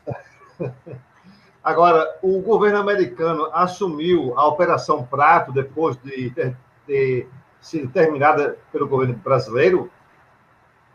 Não, oficialmente o governo americano nunca assumiu a Operação Prato, e nessas liberações, é muito importante essa pergunta que tu me fazes, Alexandre, porque estão liberando os arquivos agora, né? A CIA já liberou um lote de arquivos, o Edward Snowden, aquele do Wikileaks, que revelou os segredos do Pentágono, ele também teve acesso a vários documentos que não tinham sido liberados, teve acesso, né? Ele capturou isso dos computadores da CIA e da NASA e publicou algumas coisas, mas nada da Operação Prato. Agora, detalhe, em maio do ano passado, esteve na minha casa, e eu quero fazer essa denúncia aqui, publicamente, vou me manifestar sobre isso. Veio uma equipe com 2 agentes da CIA, produzindo um especial, vieram na minha casa, gravaram, fizeram uma entrevista comigo, e no meio da entrevista eles disseram: nós estamos entregando para você um arquivo da Operação Prato, que eu quero que você entregue como se você estivesse fazendo novas revelações, e esses arquivos fossem conteúdo dessas novas revelações. Eu achei aquilo, normal fazer isso. Aí eu perguntei, quando eu fui ver os arquivos, são essas 250 páginas que todo mundo já leu no Brasil. Eu digo, mas isso aqui já é velho, eu estou atrás de coisa nova. Ele disse, não, você faz o seguinte, você entrega de novo, eu estou te entregando a pasta, você me entrega de volta, e a gente vai dizer no especial que você entregou novos segredos da Operação Prato. Aí eu achei estranho aqui, mas tá. Aí entreguei, fiz, eles filmaram e me entrevistaram. E no meio da entrevista eu falei, o governo americano, a CIA levou os arquivos brasileiros, tem que devolver, isso é apropriação indébita. Dei uma entrevista contundente. Detalhe, não saiu nada, e o que saiu foi de uma canalice, que eu não admito isso, com um profissional, jornalista brasileiro, que sempre procurou ser ético e íntegro no seu trabalho. Ele está lá, esse vídeo,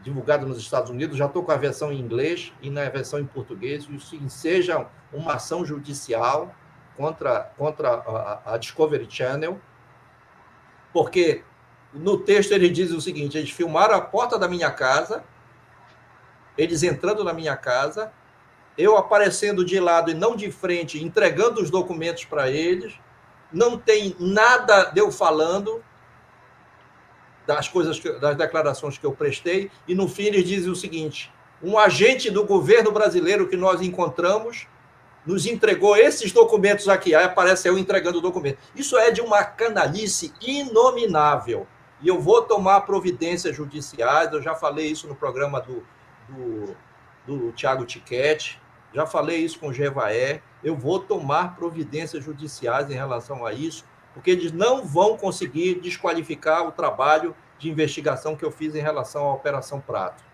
Será que foi porque eu questionei os militares e digo no livro que os militares americanos se apropriaram, a CIA americana tem parte dos arquivos da Operação Prato? Será que foi uma retaliação? E eles dizem lá o seguinte: o Big Yellow falou e tem os arquivos da Operação Prato. Eles que foram lá na Califórnia e não conseguiram entrevistar o Big Yellow para falar sobre os arquivos da Operação Prato. Mas aí o agente da CIA, inclusive o cara se identifica como agente da CIA, que é repórter e entrevistador. Ele diz assim: já que o Big Yellow não deu essa entrevista para nós vamos no Brasil, porque nós descobrimos um cara lá que tem os arquivos da Operação Prato, com novas revelações da Operação Prato. E aí, isso aparece na versão americana e na versão que já está em português, já passou em Portugal. Eu acho que já está passando no Brasil. Eu estou com os 2 vídeos já.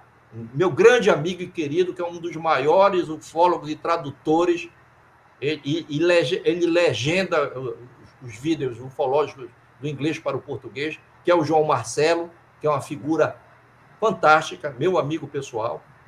Ele legendou todinho para mim e ainda me mandou o original americano na íntegra dessa palhaçada que a Discovery Channel fez, travestida de ufologia, que para mim isso não é ufologia.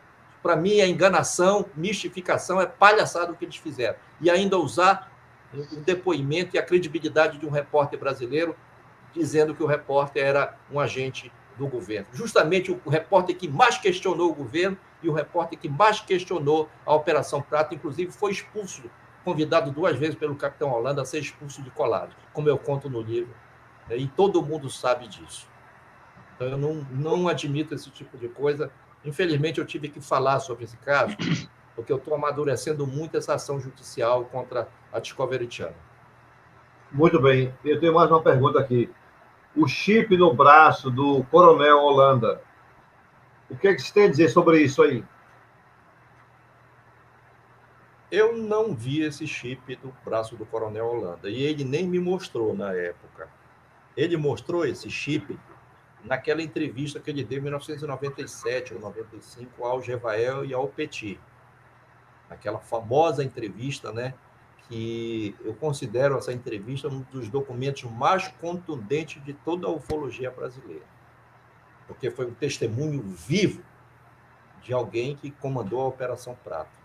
E nas 2 vezes em que eu estive com ele, inclusive bebemos uma cerveja, já na fase dele depressivo, fim da Operação Prato, ele dizendo que reconhecia o meu trabalho, que ele pegou no meu pé, tentou me expulsar 2 vezes da cidade, e eu teimei em ficar, e eu disse, eu vou ficar, e fiquei. Ele disse, me chamou de abusado, de arrogante. Eu disse, não, o repórter tem que ficar e vai ficar, porque eu estou aqui representando, eu quero esclarecimentos, eu estou aqui representando a sociedade paraense, brasileira, que quer saber o que está acontecendo aqui. Eu estou em busca da verdade, e a busca da verdade me faz ficar aqui, eu não vou sair daqui. Então, ele nunca me mostrou esse chip, mostrou para o pessoal da revista UFO, e a mim não cabe dizer se era verdade ou não. Eu creio que seja verdade isso. O que você tem a dizer sobre o chip, sobre o suicida do Coronel Holanda? Eu já falei sobre isso, já respondi. Mesmo, ou houve alguma outra motivação?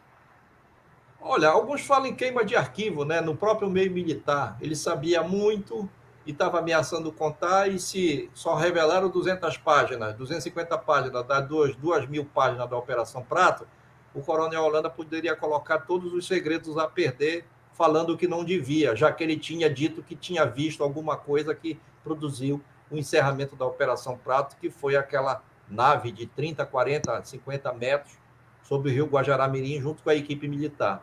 E com um detalhe, no relatório da Operação Prato, que não é citado isso, fala que não vê a público na sua amplitude, de que ele apenas viu a luz. Mas em outro depoimento ele diz que viu um ser saindo, flutuando de dentro dessa nave de 40, 50 metros de diâmetro. Por que você foi expulso da Operação Prato, lá como jornalista? Não, quando eles chegaram lá, eles sabiam que eu já estava investigando 4 meses antes deles.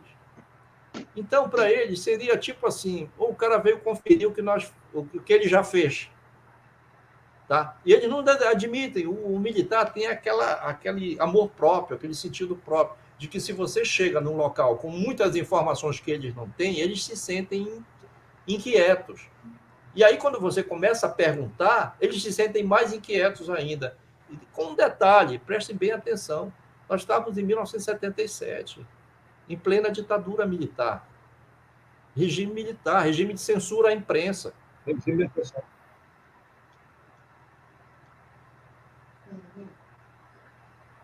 Aqui temos umas perguntas aqui do Gregório, lá do Piauí, de Teresina, Piauí. Mandou aqui para mim.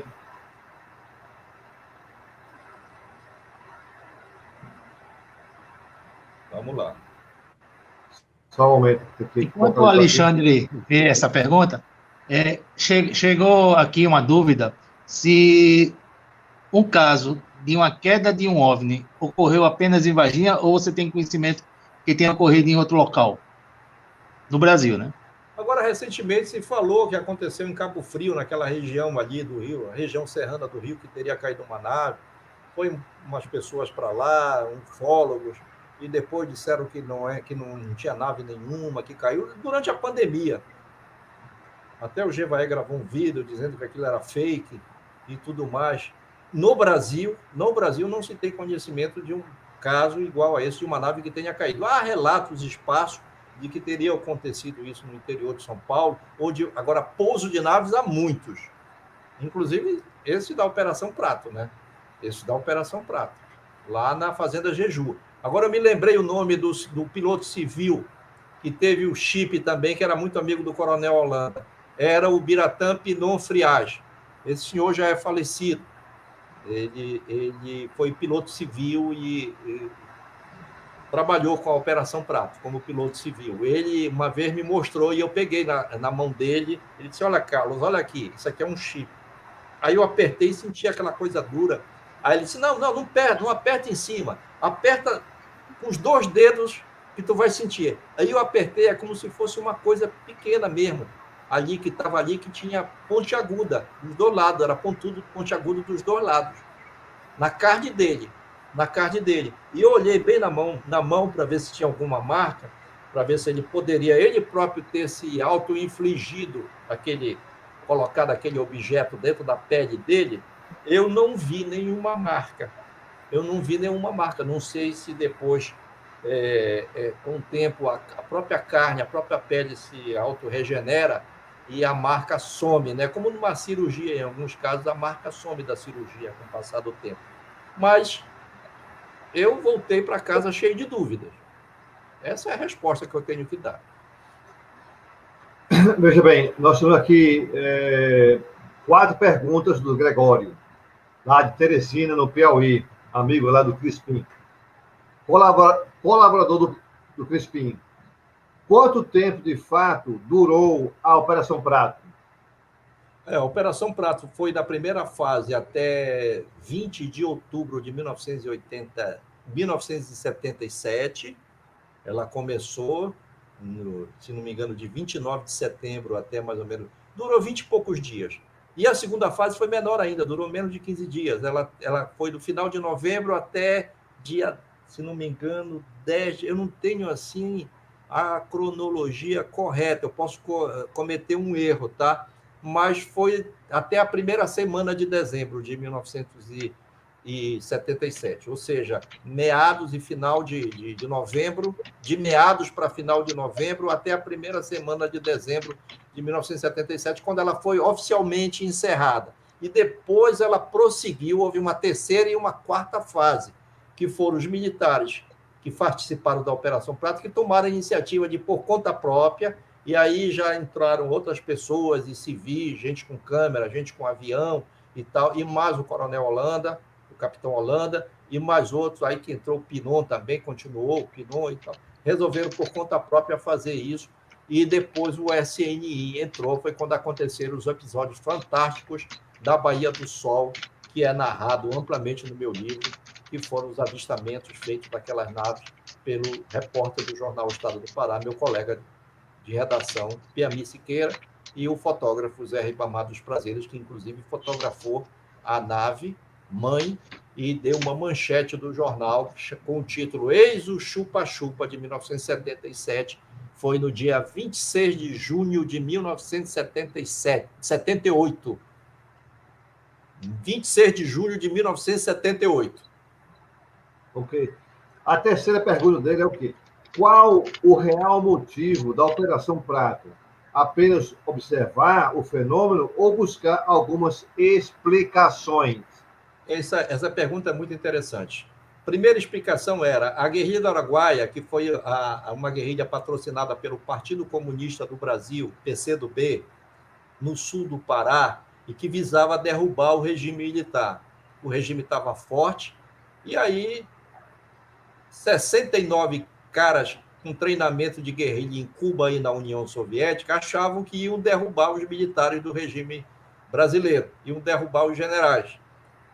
E começaram, já tinha tentado através das guerrilhas urbanas, e a repressão foi violenta na fase do governo Médici, muita gente foi assassinada, houve troca de tiros também, militares morreram também, né? Mas foi uma guerra desigual. Mas você, quando vai para o campo de batalha sabendo que você tem uma arma desigual e os outros estão muito mais preparados e você encara isso, eu acho que você tem que assumir o risco e o ônus do enfrentamento. E eles foram para a selva amazônica, para o sul do Pará. E lá no sul do Pará, aquela região, Marabá, Santana do Araguaia, Palestina, Bom Jesus, aquelas áreas todinhas ali, Serra das Andorinhas, eles tentaram criar no meio da selva amazônica uma rebelião que seria a Revolução Comunista Como tinha fracassado a guerrilha urbana, então essa outra guerrilha seria a guerrilha que iria do campo para a cidade. Ela foi sufocada, violentamente sufocada, as Forças Armadas mataram todos os guerrilheiros, 69 guerrilheiros, prenderam alguns, outros se entregaram, foi o caso do José Genuíno, do PT, todo mundo sabe, está vivo até hoje. Ele deu no pé no meio da guerrilha e saiu para não morrer, senão ele teria morrido. E foi sufocada a guerrilha em 1975, 76. Final de 1975 já não tinha mais nada de guerrilha, só estava a Operação Rescaldo lá. Prenderam o índio, prenderam o caboclo como informante. Tem umas histórias aí, tem uns filmes aí contando essa história, que eu não vou me alongar muito sobre isso. Mas, pensem bem. Em 1977, os militares, acontece a Operação Prata. Então, 2 anos depois, 2 anos e meio depois do fim da guerrilha, a ideia era, será que esse negócio de aparecer essas luzes atacando, isso não tem coisa a ver com um guerrilheiro? Então, a primeira ideia era comunista, era caçar comunista. Eu até digo no meu livro, uma comunista do espaço, ET comunista, será que existe isso? Eu jocosamente até trato dessa questão. E aí eles viram que não tinha nada de comunista. E pelos relatos dos moradores que eu já tinha feito, e pelos depoimentos publicados pelos jornais, eles viram que a coisa era muito mais séria, que exigia um conhecimento científico na investigação, que foi coisa que faltou à Operação Prata. Isso eu vou abordar no próximo livro. Faltou esse conhecimento científico. Mas eles fizeram um belo trabalho, e eu louvo o trabalho deles, com todas as carências de combustível, de alimentação, de diária, pagamento de diária, ter que fazer o trabalho correndo e voltar para Belém. Só se limitaram mais daquela região de Colares e Vigia, não foram nos locais onde eu fui, não foram em 15, 18 locais onde eu estive, eles não estiveram, não encontrei ninguém da Operação Prato por onde eu estive, eu trabalhei sozinho, livre, leve e solto, e aí consegui produzir esse livro, e vou produzir outro livro também, se Deus quiser. Muito bem. A última pergunta do Gregório é: o fenômeno UFO continua ainda acontecendo em Colares? Eu já respondi a isso, mas se ele entrou agora há pouco, eu vou responder de novo. Esparsamente, muito esparsamente, e não tem mais nada a ver com aquilo que originou a Operação Prata. Ataques de luz, extração de sangue, pessoas desmaiando, com dor de cabeça, vomitando depois dos ataques. Nada disso. Isso tudo ocorreu em 1977 e início de 1978. Depois, a coisa parou, mas dizem que a Operação Prato continuou investigando isso. Em setembro de 1979, eu tive o prazer e a alegria e a felicidade de conhecer o general Uchoa, Moacir Uchoa, que escreveu vários livros sobre ufologia, a ufologia, os discos voadores, a parapsicologia, os discos voadores, a lei do hiperespaço, livros fantásticos que eu recomendo a leitura. Já naquela época, conheci o general Uchoa, fizemos uma vigília na Baía do Sol, ele, Beami Siqueira, o Riba, e uma equipe do Globo Repórter, que produziu um especial chamado Ufomania. Eu tenho o trecho desse vídeo onde eu apareço na redação do jornal Estado do Pará. Naquela época, me botaram lá na frente de um quadro e me deram para esse professor, e eu tive que mostrar lá do mapa do Pará a incidência das aparições. Esse vídeo está disponível na internet, se alguém quiser. Eu vou publicar, inclusive, qualquer hora eu publico aí no Ver o Fato, que as pessoas me dizem assim: tu produz muita informação no Ver o Fato, quase não falas de ufologia no teu portal, no teu site. Eu falo sim, lá eu tenho uma sequência, uma coluna chamada Mistério Inexplicável. Tudo que diz respeito à ufologia, essas questões misteriosas, que não tem explicação, tem espaço lá no Ver o Fato. Qualquer hora eu coloco esse vídeo meu de 1978, eu falando sobre as aparições aqui no Pará. Muito bem. Considerações finais. Pode falar. Eu agradeço imensamente a generosidade do meu querido amigo Alexandre Lauzir, paraense como eu, caboclo Papaçaí, adora um açaí, né? Adora uma pescada, adora um peixe daquele, né? Muito, um filhote. Tem coisa melhor do que o peixe chamado filhote, né, Lauzinho? Tem não. Não tem, né? Não tem. No mundo não tem. Então, eu agradeço muito a generosidade do querido Lauzi, do pessoal do Piauí que está organizando e tem a coragem, porque eu vou dizer uma coisa, hein? Para fazer ufologia no Brasil, para fazer um seminário como esse, é preciso ter coragem, coragem. Às vezes o cara tem recurso, mas não tem coragem. Então, vocês têm coragem, vocês estão de parabéns por vocês produzirem esses eventos. Tá? Ao grande povo do Piauí, meu grande abraço, a terra mafrense, meus amigos do Piauí. Então, sigam em frente, vocês estão no caminho certo, vocês estão resgatando a verdadeira ufologia, trazendo a diversidade de manifestações da ufologia, da espiritualidade. Continuem nesse caminho. Mais uma vez, muito obrigado, e obrigado, sobretudo, aos internautas que me suportaram até agora. Mais uma vez, muito obrigado. Carlos, não é suportável, é um prazer realmente ouvir você. Você é um ícone da ufologia mundial. Você tem, assim, relatos importantes sobre o que aconteceu na Operação Prato. Realmente é um prazer. Aqui embaixo está como adquirir o livro do Carlos Mendes, né? Por favor, adquiram esse livro, que é de extrema importância na nossa ufologia brasileira, com o impacto mundial. A Operação Prato, de fato, foi a maior operação mundial da ufologia. O caso Roswell é pequeno. Aqui nós temos um fato muito importante que aconteceu no nosso país. Então, quero agradecer a todos, ao Crispim pela essa oportunidade, a você aí, Carlos, por ter participado, ao Vanderlei também aqui, que está nos apoiando aqui nas perguntas, que faz parte da nossa organização, que é a Brasil UFO Network, né? E vou encerrar essa palestra com o nosso vídeo mais uma vez. Inscreva-se no canal UFO Piauí, dê o seu like, apoie o nosso esforço aqui, e eu quero agradecer a todos mais uma vez. Vanderlei, considerações finais. Não, só tenho que agradecer a brilhante palestra, né? Enriqueceu muito os nossos conhecimentos, né? Muitas informações que foram trazidas à tona e que muitas ainda irão acontecer. E agradecer exatamente a todos que participaram e principalmente a oportunidade de participar de um grande evento desse, como a UFO Piauí está produzindo. A todos vocês, boa noite. Lembrando que amanhã nós temos mais uma palestra e até lá.